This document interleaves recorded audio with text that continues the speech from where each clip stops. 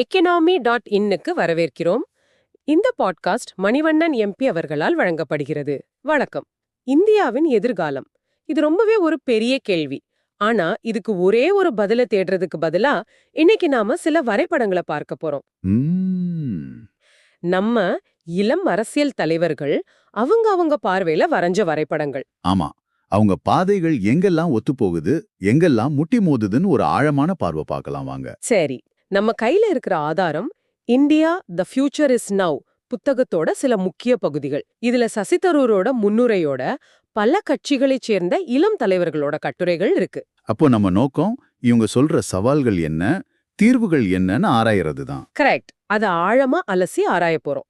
சசி தரூர் சொல்ற ஒரு அட்டகாசமான முரண்பாட்டோட ஆரம்பிக்கலாம்னு நினைக்கிறேன். சொல்லுங்க. இந்தியா ஒரு பக்கம் ரொம்ப பழமையான நாகரிகம், ஆனா இன்னொரு பக்கம் ரொம்ப இளமையான குடியரசு. ஆமா. சாஃப்ட்வேர் இன்ஜினியர்ஸ், இன்னொரு பக்கம் எழுத படிக்க தெரியாத மக்கள். மொபைல் போன் விற்பனையில உலக சாதனை பண்றோம். அதே சமயம் விவசாயிகள் தற்கொலையிலையும் உலக சாதனை பண்றோம். இந்த முரண்பாடு தான் இந்தியா. இதே மாதிரி ஒரு சிக்கலான பின்னணியில இருந்து தான் இவங்க எல்லாரும் இந்தியாவோட எதிர்காலத்தை பத்தி பேசுறாங்க. இதுல தரூர் சொல்ற ஒரு முக்கியமான விஷயம், இந்தியாவோட மிகப்பெரிய பலம் அதோட மக்கள் தொகை தான். அந்த டெமோகிராஃபி. ஆமா, 66% மக்கள் 35 வயசுக்கு கீழே இருக்காங்க. நாட்டோட சராசரி வயசே 28 தான். ஆனா நம்ம அமைச்சரவையோட சராசரி வயது 65. இந்த பெரிய இடைவெளியை எப்படி பாக்குறது? இது ஒரு வாய்ப்பா இல்ல ஆபத்தா? இதுதான் நீங்க கேக்குற முக்கியமான கேள்வி. இதத்தான் மக்கள் தொகை பலம், அதாவது டெமோகிராஃபிக் டிவிடெண்ட்க்கும் மக்கள் தொகை சுமை, அதாவது டெமோகிராஃபிக் பர்டனுக்கும் இடையான விவாதம்னு சொல்றாங்க. ஓகே. தரூர் ரொம்ப தெளிவா சொல்றாரு. இந்த 60 கோடி இளைஞர்களுக்கு சரியான உணவு, தரமான கல்வி, நல்ல வேலைவாய்ப்பு கிடைச்சா அவங்க தான் நாட்டோட மிகப்பெரிய சொத்து. இல்லைனா? ஆனா இதுல ஏதாவது ஒண்ணு இல்லைனாலும் அவங்களே நாட்டுக்கு ஒரு பெரிய அச்சுறுத்தலா மாற வாய்ப்பு இருக்கு. மாவோயிஸ்ட் கிளர்ச்சிகள்ல வேலையில்லாத இளைஞர்கள் ஏன் அதிகமா சேர்றாங்கன்னு அவர் ஒரு உதாரணமா காட்டுறாரு. அப்போ ராகுல் காந்தி குறிப்பிட்ட 2 இந்தியாக்கள்ங்கிற கருத்தையும் தரூர் இதுக்குதான். ஆமா, அதுக்குதான் பயன்படுத்துறாரு இல்லையா? ஒன்னு உலகத்தோட கனெக்ட் ஆன இந்தியா, இன்னொன்னு கனெக்ட் ஆகாத இந்தியா. கரெக்ட். இந்த 2 இந்தியாவையும் இணைக்கிறது தான் இப்போதைய மிகப்பெரிய சவால்னு அவர் சொல்றாரு. ஒரு கையில மொபைல் போன் வச்சுக்கிட்டு பேசிக்கிட்டே போற ஒரு சாதுவோட சித்திரம் இந்த முரண்பாடுகளோட ஒரு அழகான குறியீடுன்னு அவர் சொல்றது ரொம்பவே ஆழமான ஒரு கருத்து. பழமையும் புதுமையும் ஒரே இடத்துல இருக்கு இல்லையா? அதேதான், அதுதான் இந்தியா. சரி, இந்த 2 இந்தியாக்களை இணைக்க இப்போ இருக்கிற இளம் தலைவர்கள் என்ன யோசிக்கிறாங்கன்னு பாப்போம். முதல்ல பொருளாதாரம். பைஜெயந்த் ஜே பாண்டா இந்தியாவையும் சீனாவையும் ஒப்பிட்டு ஒரு முக்கியமான விஷயத்த சொல்றாரு. அந்த தனிநபர் வருமானம் பத்தி. ஆமா, சீனாவோட தனிநபர் வருமானம் நம்மள விட 3 மடங்கு அதிகம்னு சொல்றாரு. இந்தியாவை எது பின்னுக்கு இழுக்குது? பாண்டாவோட முக்கிய வாதமே உள்கட்டமைப்புல நாம இன்னும் ரொம்ப பின்தங்கி இருக்கோங்கிறது தான். சீனா தன்னோட ஜிடிபில கிட்டத்தட்ட 11% உள்கட்டமைப்புக்கு செலவு செய்யும் போது இந்தியா அதுல பாதியபூர செய்யலைன்னு அவர் சுட்டிக்காட்டுறாரு. இதுக்கு அவர் சொல்ற உதாரணம் ரொம்பவே அதிர்ச்சியானது. அந்த ஒடிசா உதாரணம் இல்லையா? அதேதான். ஒடிசால இருக்கிற கலகண்டி மாவட்டத்தை அவர் சொல்றாரு. அந்த மாவட்டத்துல விளையிற அரிசிய அந்த மாவட்டத்தோட மத்த பகுதிகளுக்கு கொண்டு போறதுக்கு ஆகிற செலவை விட 1500 கிலோமீட்டர் தள்ளி இருக்கிற பஞ்சாப்ல இருந்து அரிசியை இறக்குமதி பண்றதுக்கு செலவு கம்மியாகுது. ஆமா, காரணம் மோசமான சாலைகள். நீங்க யோசிச்சு பாருங்க, இது எவ்வளவு பெரிய நிர்வாக தோல்வின்னு. ஆனா ஒரு கேள்வி இருக்கு. சீனா கிட்ட 11% செலவு பண்ற அளவுக்கு நம்ம கிட்ட வளம் இருக்கா? அங்க ஒரு கட்சி ஆட்சி, நிலத்தை கைகப்படுத்துறது சுலபம். நம்ம ஜனநாயக நாட்டுல இது சாத்தியமா? நல்ல கேள்வி. பாண்டா அந்த அரசியல் சிக்கல்களுக்குள்ள ஆழமா போகல. ஆனா அவர் சொல்ல வர்ற பாயிண்ட் என்னன்னா, நம்ம கிட்ட இருக்கிற பணத்தை கூட நாம சரியா வேகமா செலவு பண்ண தவறுறோங்கிறது தான். ஓ, அப்போ திட்டமிடல் தான் பிரச்சனையா? ஆமா, திட்டமிடல் சரியா இருந்தா இருக்கிற வளங்களை கொண்டே பெரிய மாற்றத்தை உருவாக்க முடியும்னு அவர் நம்புறார். நீங்க சொல்ற இந்த உள்கட்டமைப்பு பிரச்சனை நேரடியா விவசாயிகளை தானே கடுமையா பாதிக்கும்? நிச்சயமா. விளைஞ்ச பொருளை மார்க்கெட்டுக்கு கொண்டு போக முடியலனா விவசாயம் செஞ்சு என்ன பிரயோஜனம்?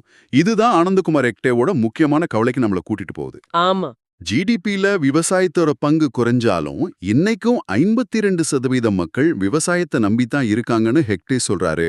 ஆனா அவங்களுக்கான சரியான திட்டமிடல் அரசிடம் இல்லைங்கிறது அவரோட முக்கிய குற்றச்சாட்டு. அவர் 2-3 முக்கியமான விஷயங்களை சொல்றாருன்னு நினைக்கிறேன். ஒன்னு, அரசாங்கம் அதிகமா தண்ணி தேவைப்படுற ஆமா, நெல் கோதுமை மாதிரி பணப்பயிர்களை ஊக்குவிக்குது. ஆனா நம்ம மண்ணுக்கேத்த குறைஞ்ச தண்ணியில விளையிற ராகி கம்பு மாதிரி பயிர்களை கண்டுக்கிறது இல்ல. பீடி பருத்திய பத்தியும் அவர் கடுமையா விமர்சிக்கிறாரே. அது ஒரு பெரிய தொழில்நுட்ப புரட்சின்னு தானே சொல்லப்பட்டது. சொல்லப்பட்டது. ஆனா ஹெக்டேவோட பார்வைப்படி பீடி பருத்தி ஒரு தோல்வியடைந்த திட்டம். அது விவசாயிகளோட தற்கொலைக்கு ஒரு முக்கிய காரணமா அமைஞ்சிருச்சுன்னு அவர் வாதிடுறாரு. அப்போ அதுக்கு பதிலா அவர் என்ன சொல்றார்? இதுக்கு பதிலா அவர் தோட்டக்கலை, அதாவது ஹார்டிகல்ச்சரை பரிந்துரைக்கிறாரு. ஏன்னா இதுக்கு குறைவான நீர் தான் தேவைப்படும், ஆனா வருமானம் அதிகமா கிடைக்கும். அது மட்டும் இல்லாம பருவமழையை மட்டுமே நம்பி இருக்க வேண்டிய அவசியமும் இல்ல. இது ஒரு நடைமுறை தீர்வா தெரியுது. ஆமா, அவரோட கருத்து அதுதான். இந்த திட்டமிடல் பிரச்சனை விவசாயத்துல மட்டும் இல்லைன்னு நினைக்கிறேன். கல்வியிலயும் இதே கதை தானே. கல்வியோட முழு நோக்கமே சிந்திக்கிற மனச உருவாக்குறது தான்னு ஹம்துல்லா சயீத் சொல்றார். ஆனா நம்ம கல்வி முறை வெறும் மார்க்குக்காக ஓடி படைப்பாட்டல கொல்லுதுன்னு 3 Idiots படத்தையே உதாரணம் காட்டுறாரு. ஆமா, கல்வி விஷயத்துல பல பேருக்கும் பல கருத்துக்கள் இருக்கு. ஆனா எல்லாரும் ஒரு விஷயத்துல ஒத்து போறாங்க. இப்போ இருக்கிற சிஸ்டம் சரியில்லை. அனந்த்குமார் ஹெக்டே தாய்மொழி வழி கல்வியை ஆதரிக்கிறார். அதோட அந்த மனிதவள வரைபடம் பத்தியும் சொல்றாரு. ஆமா, ஹியூமன் ரிசோர்ஸ் மேப்பிங் இல்லாத ஒரு செயல்பாடா நம்ம கல்வி இருக்குன்னு சொல்றாரு. மனிதவள வரைபடம்னா என்ன, கொஞ்சம் விளக்க முடியுமா? அதாவது நாட்டுக்கு உண்மையிலே எத்தனை இன்ஜினியர் தேவை, எத்தனை மருத்துவர் தேவைன்னு ஒரு கணக்கு வழக்கு இல்லாம நாம பாட்டுக்கு பட்டதாரிகளை உருவாக்கிட்டே இருக்கோம். இதனாலதான் படிச்சவங்களுக்கு வேலை இல்லைங்கிற நிலைமை வருது. கரெக்ட். இதுதான் ஹெக்டே சொல்ற வரைபடம் இல்லாத பயணம். இது ரொம்ப முக்கியமான பாயிண்ட். ஜே பாண்டா நம்ம கல்வி முறைய ஒரு தலைகீழ் பிரமிட்னு சொல்றார். அதுவும் இதோட சம்பந்தப்பட்டது தானே? அதேதான். அதாவது மிகச்சிலருக்கு மட்டும்தான் IIT, IIM மாதிரியான தரமான உயர்கல்வி கிடைக்குது. ஆனா பெரும்பான்மையான மக்களுக்கு அடிப்படையான ஆரம்ப மற்றும் இடைநிலை கல்வியே சரியா கிடைக்கல. அப்போ அதுக்கு அவர் சொல்ற தீர்வு? அரசாங்கம் உயர்கல்வியை தனியார்கள்ட்ட விட்டுட்டு ஆரம்ப கல்வியில முழுசா கவனம் செலுத்தணும்னு பாண்டா சொல்றார். இன்னொரு பக்கம் பிரியா தத் உலகத்தோட டாப் 200 பல்கலைக்கழகங்கள்ல ஒரு இந்திய பல்கலைக்கழகம் கூட இல்லைன்னு சுட்டிக்காட்டுறார். ஆமா, தகுதியை விட இடஒதுக்கீட்டுக்கு அதிக முக்கியத்துவம் கொடுக்கப்படுறத அவர் விமர்சிக்கிறார். இங்க ஒரு சுவாரஸ்யமான விஷயம் தெரியுதா? பிரியா தத்து தகுதியை விட இடஒதுக்கீட்டுக்கு முக்கியத்துவம் கொடுக்கறோம்னு சொல்றாங்க. ஜே பாண்டா தரமான கல்வி சிலருக்கு மட்டும்தான் கிடைக்குதுன்னு சொல்றார். 2 பேருமே வேற வேற கோணத்துல நம்ம கல்வி முறை சமமான வாய்ப்பை உருவாக்க தவறிடுச்சுன்னு தான் சொல்றாங்க. அருமையான அவதானிப்பு. பிரச்சனை ஒண்ணுதான், ஆனா காரணங்களும் தீர்வுகளும் அவங்கவுங்க அரசியல் பார்வைக்கு ஏத்த மாதிரி மாறுபடுது. சரி, வேலை வாய்ப்பில்ல, கல்வி சரியில்லைன்னா இது நேரடியா உள்நாட்டு பாதுகாப்புக்கு ஒரு சவாலா மாறும் இல்லையா? நிச்சயமா. இதத்தான் அனுராக் சிங் தாக்கூர் சொல்றாங்க. தேசிய பாதுகாப்புன்னு வெறும் எல்லைகளை பாதுகாக்கிறது மட்டும் இல்ல, நம்ம பொருளாதார வளர்ச்சி, நம்ம தகவல் தொழில்நுட்ப உள்கட்டமைப்பு எல்லாத்தையும் பாதுகாக்கிறது தான் உண்மையான தேசிய பாதுகாப்பு.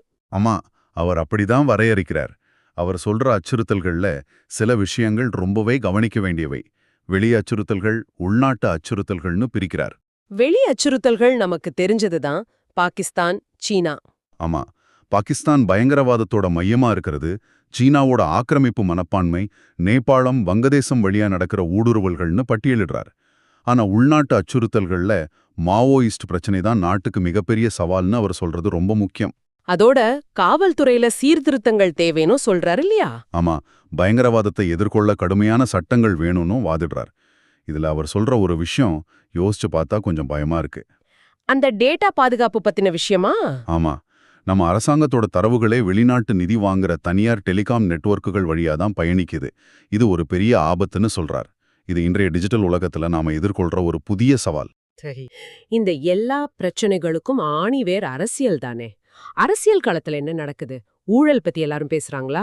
ஊழல்ங்கிறது கிட்டத்தட்ட எல்லா கட்டுரைகள்லையும் எதிரொலிக்குது. கலிகேஷ் சிங் தியோ, ஊழல்வாதிகள் குறிப்பிட்ட காலத்துக்குள்ள தண்டிக்கப்படுற ஒரு இந்தியாவை நான் கனவு காண்கிறேன்னு ரொம்ப உணர்ச்சி வசப்பட்டு சொல்றார். இந்த ஊழலுக்கும் மாறி வர இந்திய அரசியலுக்கும் ஒரு தொடர்பு இருக்குன்னு சொன்னீங்க.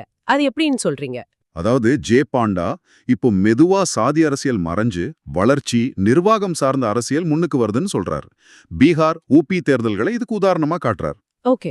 ஆனா கலிகேஷ் சிங் தியோ பிராந்திய கட்சிகளோட வளர்ச்சியை வேற ஒரு கோணத்துல பாக்குறார். அது தேசிய ஒருமைப்பாட்டுக்கு ஆபத்து இல்ல, மாறா உள்ளூர் பிரச்சனைகளை தேசிய கட்சிகள் கண்டுக்காததோட விளைவுதான் சொல்றாரு. கரெக்ட். இது தேசிய நலன்கிறத டெல்லியில இருந்து திணிக்காம மாநிலங்கள்ல இருந்து உருவாக்க உதவுதுங்கிறது அவரோட வாதம். இது ஒரு இன்ட்ரெஸ்டிங்கான பார்வை. சரி, இந்த அரசியல் விவாதங்கள்ல பெண்கள் மற்றும் குழந்தைகள் நலன் பத்தி ஏதாவது அழுத்தமான கருத்துகள் இருக்கா? இருக்கு. பிரியா தத் குழந்தைகள் ஊட்டச்சத்து குறைபாடு, தாய்மார்கள் இறப்பு விகிதம் இதுலெல்லாம் இந்தியா எவ்வளவு மோசமா இருக்குங்கிற புள்ளி விவரங்களை முன்னாடி வைக்கிறாங்க. இது ஒரு பக்கம். இன்னொரு பக்கம் பூனாம்பென் ஜாட் சொல்ற ஒரு நிஜ சம்பவம் மனசுல பெரிய பாதிப்பு ஏற்படுத்துது. 1972 போர் நடந்தப்போ கட்ச் பகுதியில குண்டு வீச்சுல சேதமடைஞ்ச ஒரு விமான ஓடுதளத்தை அந்த பகுதி பெண்கள் மட்டுமே ஒன்னா சேர்ந்து ஒரே ராத்திரியில சரி செஞ்சாங்களாம். கேட்கவே ஆச்சரியமா இருக்கு. ஆனா இது ஒரு தனிப்பட்ட உதாரணம். பிரியா தத் சொல்ற புள்ளி விவரங்கள், ஊட்டச்சத்து குறைபாடு, தாய்மார்கள் இறப்பு, இதுதான் பொதுவான நிலைமை. அப்போ இந்த முரண்பாட்டை எப்படி புரிஞ்சுக்கிறது? நீங்க கேட்கறது தான் முக்கியமான கேள்வி. பூனாம்பென் ஜாட் சொல்ல வர்றது என்னன்னா, பெண்களுக்குள்ள அபாரமான சக்தி இருக்கு, அவங்களுக்கு வாய்ப்பு கொடுத்தா எதையும் சாதிப்பாங்கங்கிறது தான். சரி பண்றது தான் நம்ம முன்னாடி இருக்க வேலை. சரி, இவ்ளோ பிரச்சனைகள், இவ்ளோ மாறுபட்ட கருத்துக்கள், நாம பார்த்த எல்லா வரைபடங்களையும் ஒன்னா வச்சு பார்த்தா முன்னோக்கி போறதுக்கு ஏதாவது ஒரு பொதுவான பாதை தெரியுதா? சில பொதுவான விஷயங்கள்ல எல்லாரும் ஒத்து போறாங்க. வளர்ச்சி எல்லாரையும் உள்ளடக்கியதா இருக்கணும், உள்கட்டமைப்பு மேம்படுத்தணும், கல்வி சுகாதாரத்துல அதிகமா முதலீடு செய்யணும். ஊழலை ஒழிச்சு வெளிப்படையான நிர்வாகத்தை கொடுக்கணும். ஆமா, இதுல யாருக்கும் மாற்று கருத்து இல்ல. ஆனா இதை எப்படி அடையிறதுங்கிறதெல்லாம் பெரிய வித்தியாசமே வருது. அதுதான் MP ராஜேஷ் முன்வைக்கிற முற்றிலும் மாறுபட்ட பார்வை இல்லையா? கரெக்டா சொன்னீங்க. இதுவரைக்கும் நம்ம பார்த்த தலைவர்களோட கருத்துக்களுக்கு நேர் எதிரான ஒரு பார்வையை ராஜேஷ் வைக்கிறார். அவர் என்ன சொல்றார்? கடந்த 20 வருஷமா நம்ம பின்பற்ற தாராளமயமாக்கல் கொள்கைகள் தான் ஏற்றத்தாழ்வை அதிகமாக்கி, விவசாய நெருக்கடியை உருவாக்கி, ஏழ்மையை அதிகப்படுத்தியிருக்குன்னு அவர் வாதிடுறார். அப்ப அதுக்கு அவர் என்ன தீர்வு சொல்றார்? அவர் சொல்ற தீர்வு நம்ம போயிட்டு இருக்கிற பாதையிலிருந்து ஒரு டர்ன் எடுக்கணுங்கிறது தான். தாராளமயமாக்கல் கொள்கைகளை திரும்பப் பெற்று நில சீர்திருத்தங்களை கொண்டு வரணும். எல்லாருக்கும் பொது விநியோக திட்டம், பொதுத்துறையில அதிக முதலீடு. ஆமா, இதையெல்லாம் அவர் முன்வைக்கிறார். இது மத்தவங்களோட சந்தை சார்ந்த தீர்வுகளுக்கு ஒரு முக்கியமான மாற்றுவாதமா அமையுது. இந்த இளம் தலைவர்களோட கட்டுரைகளை பார்க்கும்போது இந்தியா உண்மையிலே ஒரு முக்கியமான காலகட்டத்துல நிக்குதுன்னு தெரியுது. ஒரு பக்கம் கட்டுக்கடங்காத இளைஞர் சக்தி, இன்னொரு பக்கம் ஆழமா வேரூன்றிய சவால்கள். இவங்க பார்வைகள் சில சமயம் முரண்பட்டாலும் ஒரு வளமான இந்தியாவை உருவாக்கணுங்கிற எண்ணம் எல்லார்கிட்டையும் இருக்குங்கிறது ஒரு நம்பிக்கையை கொடுக்குது. நிச்சயமா இந்த கட்டுரைகள் எல்லாம் சேர்ந்து நம்ம முன்னாடியே ஒரு மையமான கேள்வியை வைக்குது. இந்தியாவை போன்ற ஒரு பன்முகத்தன்மை கொண்ட நாடு வேகமான பொருளாதார வளர்ச்சியையும் ஆழமான சமூக நீதியையும் எப்படி ஒரே நேரத்துல சமன்படுத்த போகுது? வளர்ச்சி அடைந்த பாதுகாப்பான சமத்துவமான இந்தியாங்கிற இலக்குல எல்லாருக்கும் உடன்பாடு இருக்கு. ஆனா அதை எப்படி அடையிறது? அதுதான் கேள்வி. ஜெயபாண்டா போன்றவங்க சொல்ற மாதிரி சந்தை சார்ந்த சீர்திருத்தங்கள் மூலமாவா, இல்ல MP ராஜேஷ் வாதிடுற மாதிரி அரசாங்கத்தோட பங்களிப்பு அதிகப்படுத்துறது மூலமாவா? இந்த கேள்விக்கான பதில்ல தான் 100 கோடிக்கும் அதிகமான மக்களோட எதிர்காலம் அடங்கியிருக்கு. இத பத்தி நீங்க சிந்திக்கலாம். thinkeconomy.na கேட்டதற்கு நன்றி. இந்த பாட்காஸ்ட் மணிவண்ணன் MP அவர்களால் பெருமையுடன் வழங்கப்பட்டது. அறிந்திருங்கள், ஆர்வத்துடன் இருங்கள்.